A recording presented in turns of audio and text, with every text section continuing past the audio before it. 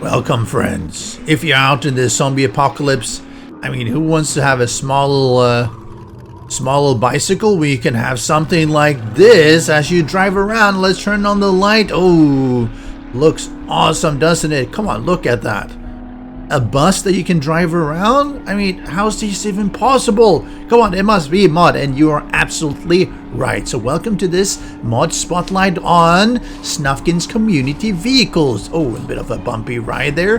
Gonna keep driving here as I talk to you. Now this is an XML only modlet that you can put in your game or on your server. It does not require any client install. So if you're having a dedicated server, you're having just sharing your game with your friends, they don't actually have to install it. It's all basic XML, which makes it really cool. Look at these posters, ain't that awesome? So this modlet has a bunch of really cool vehicles there. Got some buses, got some armored cars, got an army truck, of course some motorcycles, even a police car, and a changed up little gyrocopter, even a shark blimp, which is really cool. So even got a couple of extra things that I'll go through, like a raft. So if you don't like to have extra vehicles, well, this mod is not for you. But if you'd like to have extra vehicles, which handles differently than the normal ones, definitely check out this mod. I'll be leaving a link to where to download it in the description below, so go check that out. And hopefully by now you're already subscribed. If you're not, if you catch my videos on my channel for the first time, or second time, or third time, and you haven't subscribed, just hit down on the bottom and hit that subscribe button. I really appreciate it. It's really kind of you to help support my channel, all free.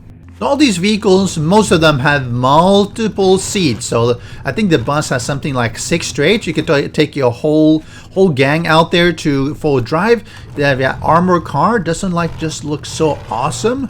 And if you look at it, if you look really close, you'll see, well, that's a hatch, that's a generator, couple of spotlights, some spikes and everything, and you'll see that as a theme on all of these vehicles, because it's basically they've taken an in-game asset and basically piled on other assets. Like this one, put on even a dead zombie here stuck in the front grille on the spikes.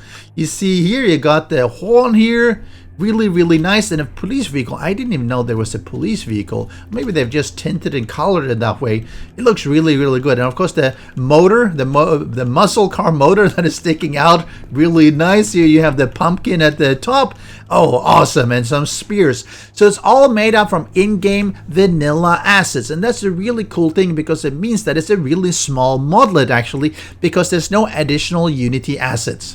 And what does that mean? Well, it means that installing it is actually really simple. You go to your Steam 7 Days to Die, hit Properties, that gives you this screen. You go to the local files, browse local files, so you get a folder structure that looks something like this. You go into your mods folder. If you don't have a mods folder, just create it, and you unzip the pack that you get here. One thing to keep in mind though, let's say it's something like this. When you go one down, it should be directly into where you have the mod info, XML, readme, config, etc. If there's nested folders further down, which means that you might have one folder that says something that's SNUFKIN community pack, blah blah blah, it's wrong. You need to go down to this level and copy it back up so that it's actually mods. And like this, if you don't do that, it'll fail. So it's a common problem that occurs, that people basically extract it and they end up with an extra folder in between. And that's it. Start up your game, invite your friends, and if it's on a dedicated server or even a hosted server, like on PimPerfect, it works just fine as well. No one else has to download anything, only the host.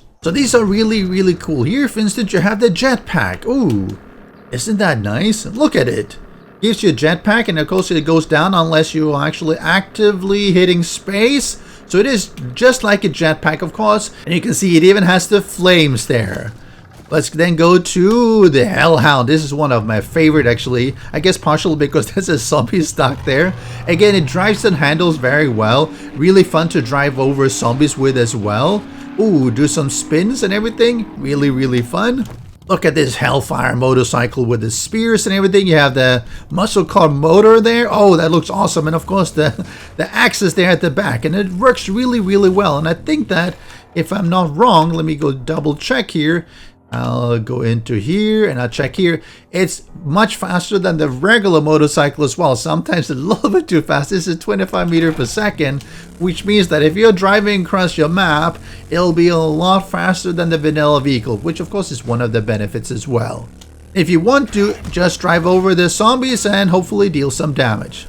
I really like this car. Let's drive over this zombie because, well, oh, bounce him and listen to the horn. They've changed the horns as well. This is not just the general meep, meep, meep, meep, meep. It's a lot more interesting. And the really cool about some of these vehicles is that they actually, see if I can set him on fire. Oh yeah, there, I set him on fire. I just drove over him. So it makes a really nice effect when you drive over a bunch of zombies because they actually get set on fire as well. Really awesome. Oh, that's so cool. And some of you might not know, but the game actually has, let me see if I can put this one down here. It actually has a raft in the game. This model is in the game. They've just never fixed it, which is really, really funny because the modders actually end up doing that. So you can get onto it and you can go take a spin on the water. Isn't that really cool? And again, this is one of the things that I've been saying many times in my videos, that some of these assets are already in the game, such as the raft. Just fix it up, and yeah, the sail is a little bit weird, but it works. I mean, if a modder can set it up so that it actually works, so you can actually go rafting on water, so if modders can do this, why can't the fun pimps? Another one I really like is, no, this is not a mini bike, but it's a sled. It's a wolf sled. Oh, look at this. You want to go sledding? Because of course it's a winter wonderland and you actually have a wolf. It's a bit too bad that once you get off it, it actually doesn't really move. You don't see it running, but I guess they can't get that to work. But isn't this awesome? Actually having a sled to go out on the snow with. Oh, this is really just awesome. And this is one of the things I really love about 7 Days to Die community. There's a bunch of really talented modders that actually put awesome things together that unfortunately you might not necessarily get in the base game because, well, the fun pimps haven't put it in. But this is really, really a nice mod and I really enjoy it and have been exploring it. If you want to try out a bunch of new vehicles, well, check this mod out. Easy to install, easy to use, and the really cool thing is that you actually can craft all this one. Let's take the battle bus here. You go, basically, of course, it's in the workbench. You require a wheel, truck chassis, accessories, engine, and an electric car battery. Let's see if I can do, let's see the hell car.